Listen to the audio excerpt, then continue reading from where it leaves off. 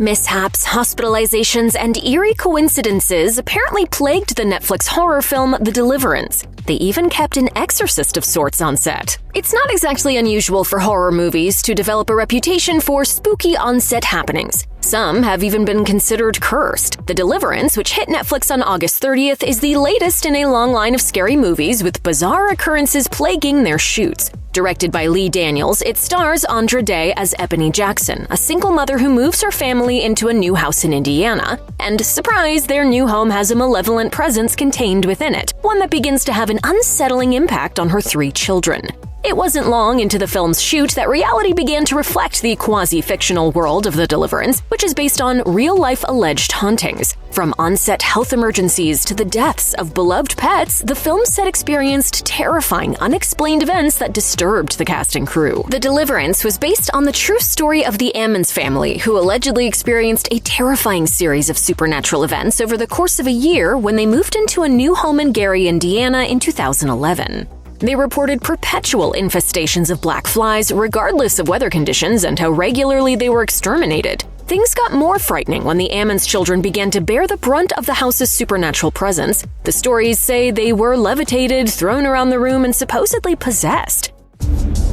It's your first look inside the house known as the Portal to Hell. Adapting the story for Netflix apparently came with some eerie coincidences. Oscar winner Monique didn't escape the ravages of shooting The Deliverance. At one point during the production, she actually had to go to the hospital directly from set. She explained in a SiriusXM interview she had to do a scene that involved having a big fan blowing at her, but started having trouble breathing. At one point, I'm like, Lee, do we have this because I can't breathe? They kept filming, and by the time they stopped, Monique's thyroid had swelled, and she had to be taken to the hospital. So when I got finished, right, my thyroid was a big, it was just sick. Whether her health scare was a result of supernatural forces or simply the effect of difficult shooting conditions, it's hard to deny that the feeling on set was that they needed to be careful, given the dark subject matter of the film. And that was far from the end of the troubles the cast members of the movie faced. Plenty of other strange and sad things happened while Daniels and his team were making The Deliverance. A fire extinguisher backfired on one of the crew members and hit them in the face, nearly blinding them. And just days after his sister, Gurley Daniels, performed in a scene where Glenn Close's character is receiving chemotherapy treatment, she herself was diagnosed with lung cancer. To add to the bad news for the Daniels family during the film shoot, Lee's pet dog died mid-production.